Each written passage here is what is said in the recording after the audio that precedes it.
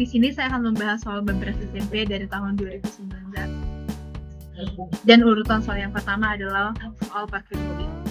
Pada sebuah tempat parkir mobil dapat berparkir pada ruang yang disediakan atau di depannya, seperti yang ditunjukkan pada gambar berikut. Mobil yang diparkir di depan ruang parkir dapat didorong maju atau mundur agar mobil yang terhalang dapat keluar. Misalnya pada gambar di atas, mobil A tidak terhalang sehingga dapat keluar. Mobil C terhalang oleh mobil P. Mobil M harus didorong sebelum mobil L ataukah keluar. Tantangannya, mobil apa yang membutuhkan dua mobil lainnya didorong sebelum bisa keluar? Pilihan jawabannya adalah A mobil B, B mobil C mobil F, D mobil G, E mobil H, F mobil I, G mobil K, H mobil L. Nah, kita dapat melihat bahwa pada soal ini adalah merupakan soal logika yang karena soal ini memerlukan analisis hubungan sebab akibat dan pemecahan masalah secara sistematis. Nah, pada jawaban dari soal ini adalah mobil F, mobil I. Mengapa demikian? Dikarenakan kita dapat melihat bahwa di soal ini diminta untuk menganalisis mobil tempat parkir dan menentukan mobil mana yang memerlukan dorongan dari dua mobil lainnya sebelum dapat keluar dari tempat parkirnya. Nah, kita dapat melihat bahwa mobil I terhalang mobil N, dan supaya mobil I dapat meninggalkan tempat parkirnya, maka mobil O harus didorong ke kiri atau mobil M harus didorong ke kanan agar mobil N dapat keluar dari tempat parkirnya. Tidak ada mobil lain yang untuk meninggalkan tempatnya harus mendorong dua mobil. Mobil A, D, E, C, dan Q dapat langsung meninggalkan tempat parkir. Mobil B, C, F, G, H, K, dan L dapat meninggalkan tempat parkirnya jika mobil P, O, N, M didorong. Nah, alasan saya memilih soal ini adalah dikarenakan pada soal ini dibahas dan dikerjakan karena memiliki tantangan logika yang menarik dan relevan dengan kehidupan kita sehari-hari. Soal ini dapat menganalisis kemampuan analisis kita, pemecahan masalah, serta pemikiran yang strategis dalam situasi yang menyerupai dinamika dari kehidupan nyata yang seperti di tempat parkir. Nah, mengapa soal ini cocok diajarkan kepada tingkat SMP? Dikarenakan pada soal ini kita dapat melatih pemikiran analitis kita.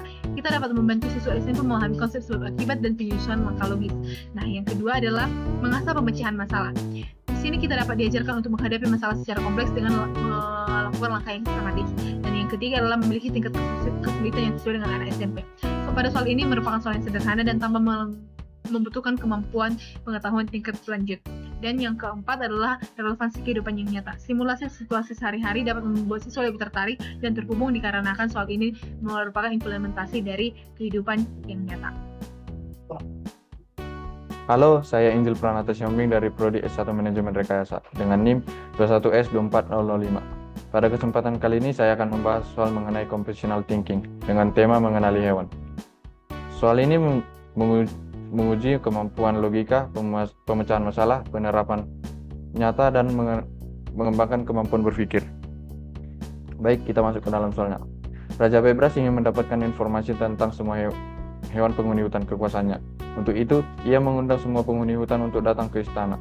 Sang raja membeli sebuah mesin pengenal hewan yang bekerja berdasarkan wajah. Mesin tersebut mengenali wajah berdasarkan tabel sebagai berikut. Dengan catatan, lebar kumis diukur dengan menambahkan bagian kiri dan bagian kanan. Semua ukuran adalah lebar maksimum dan tinggi maksimum. Kita disuruh untuk mengidentifikasi gambar berikut, yang dimana ada 4 pilihan opsi untuk gambar ini, yaitu kelinci, berang-berang, beruang, kucing. Dan jawaban yang benar adalah C, beruang. Kenapa?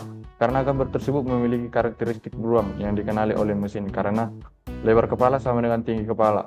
Panjang kumis adalah setengah dari lebar kepala. Telinga adalah seperempat dari tinggi kepala. Tidak satupun dari 3 hewan lainnya yang memiliki semua karakteristik ini secara bersamaan. Salam sejahtera untuk kita semua. Perkenalkan, saya Editor Stefano Botobi dengan NIM 1904002 dari Prodi Informatika. Di sini saya membeli soal bebas dengan judul Bersinar Warna-Warni. Mengapa saya memilih soal ini? Karena soal ini sangat menarik untuk dibahas dan sangat cocok untuk tingkat SMP. Dan di mana juga soal ini dapat melatih computational thinking kita agar menjadi lebih baik. Pada soal ini kita itu diberikan suatu pola yang berbentuk kubus dengan ada 4 warna, 3 warna, yang dimana soal ini itu adalah ada 3 kode, yang dimana jika kita menyelesaikannya ini kita harus menyelesaikannya itu satu persatu dengan mengurutkan warnanya itu dari berdasarkan kode yang ada di kubus tersebut. Dan jawaban pada soal yang ini adalah B, karena jika kita mengurutkan kode tersebut dengan kubus itu, maka yang dapat kita dapatkan jawabannya itu adalah option B. Baik, di sini saya akan lanjutkan pembahasan mengenai soal Bebras SMP tahun 2019. topik yang akan saya menarakan spesial berikut adalah sebuah menara dinyatakan spesial jika semua menara di kirinya pendek dan semua menara di kanannya lebih tinggi. Tantangan atau pertanyaan ada berapa menara spesial? Contohnya adalah ada 3 menara spesial. Berikut adalah penjelasannya. Salah satu cara yang mungkin untuk menentukan solusi ada menara menulis menara satu persatu dan mendetai sebuah. Mari kita mulai menghitung menara-menara. Pertama, kita akan di bagian opsi pertama itu ada menara jika semua di sebelah kirinya lebih pendek. Kita mulai dari yang paling pinggir, sebelah kiri tidak rendah, sini sebelah tinggi, lebih pendek, lebih pendek, lebih tinggi tidak perlu, pendek tidak baik, lebih tinggi tidak, pendek, pendek juga lebih pendek. Kemudian kita akan menandai untuk kedua kalinya dengan opsi kita akan lanjut opsi ketiga, menandai menara jika semua ke kanannya lebih tinggi. Jadi jika sebelah kanan menara lebih tinggi, kita akan menandai menara seperti ini, hijau depan lebih tinggi, di kanannya lebih tinggi, di kanannya lebih pendek tidak perlu, di kanan lebih tinggi, ini tidak perlu, di kanannya lebih tinggi, di kanan lebih tinggi, ini juga di kanannya lebih tinggi, ini di kanannya lebih baik, jadi tidak sakit tanda baik. Di sini kesimpulannya, jika menara pendek itu tanda, maka menara tersebut adalah menara spesial yang maksud. Nah, tadi disebutkan jawabannya ada 3 menara spesial. Kita akan mulai hitung mana yang 2 tanda dari itu tanda. Itu menara pink, menara ungu, juga menara biru. Jadi ada 3 menara dengan ada 3 menara spesial di dalam persoalan ini. Soal ini saya pilih karena mampu menatap serta menganalisis posisi menara dan menentukan kondisi khusus dengan logika yang sistematis. Sekian dari saya, terima kasih. Perkenalkan, nama saya Praja Tampuwolon dari Prodi Teknik Metalurgi dengan NIM 22S24005. Soal usulan kedua yaitu pesan nenek moyang dan referensi dari Bebras Indonesia tahun 2019 dengan tingkat SMP. Alasan saya memilih soal ini yaitu karena soal ini melibatkan logika dan pola sehingga siswa perlu berpikir kritis untuk memecahkan kode dan pesan tersembunyi dengan simbol-simbol misterius menarik perhatian siswa dan membuat pelajaran lebih menyenangkan.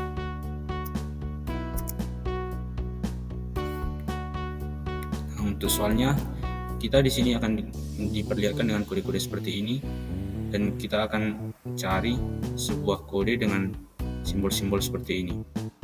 Nah, yang menjadi tantangannya, kita disuruh mencari pesan apa yang ditulis dengan kode-kode seperti ini.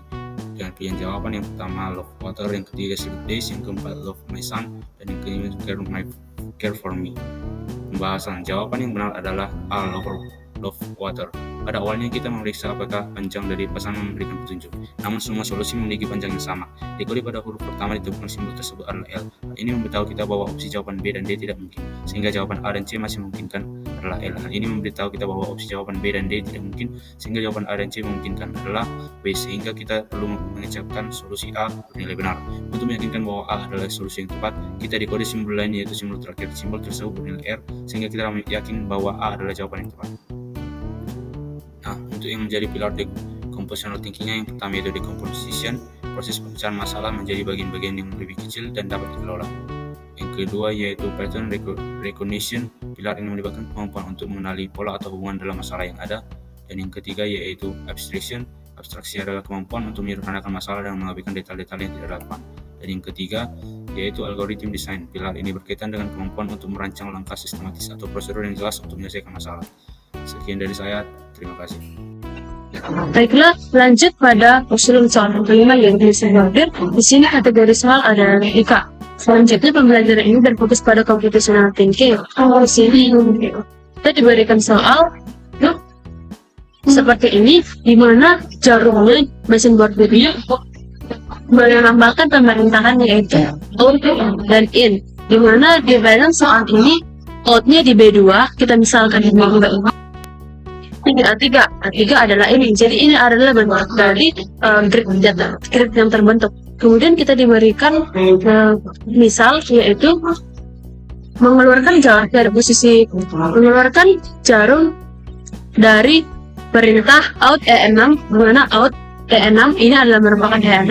Kemudian kita in di G8, dimana G8 adalah in. Jadi membentuk sebuah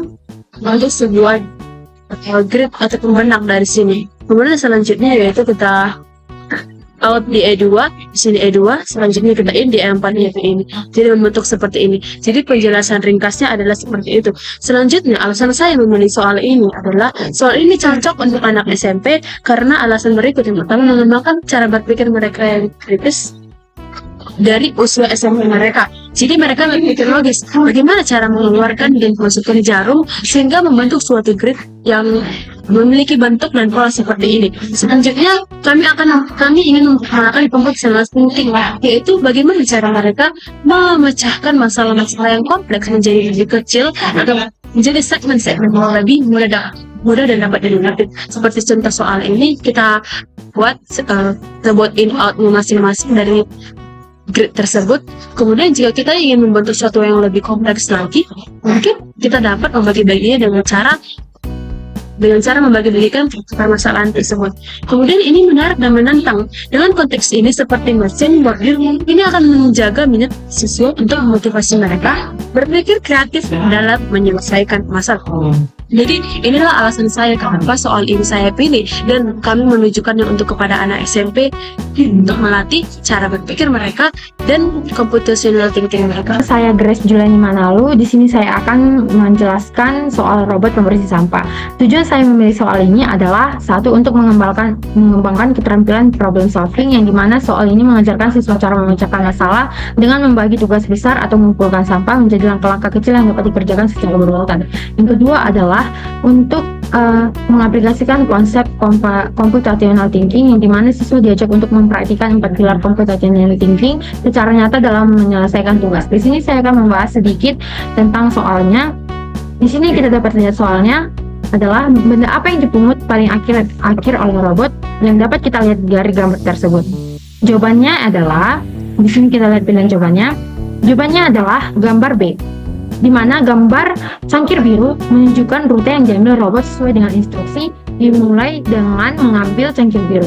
Karena cangkir biru tersebut merupakan jarak terdekat yang kemudian pindah ke cangkir merah, dan karena paling dekat yaitu sesuai rutenya.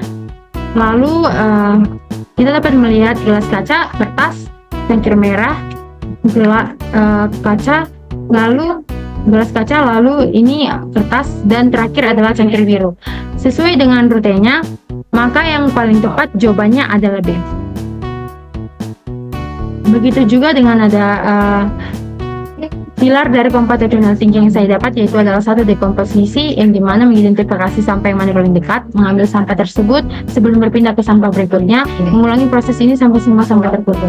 Dan algoritma adalah untuk mengikuti langkah-langkah terstruktur berdasarkan jarak terdekat dari satu sampah ke sampah berikutnya. Dan juga kenapa saya memilih anak SMP untuk alasan soal dari computational thinking saya, karena satu, melatih kemampuan pemecahan masalah, di mana siswa SMP sedang berkembang dalam kemampuan berpikirnya. Soal ini mendorong mereka untuk memecah masalah menjadi langkah-langkah kecil, memahami pola, dan membuat solusi dari sistematis. Yang kedua adalah mengajarkan dasar-dasar teknologi, yang dimana memperkenalkan konsep seperti algoritma dan pengenalan pola. Siswa mendapatkan fondasi yang kuat untuk memahami teknologi dalam pemrograman.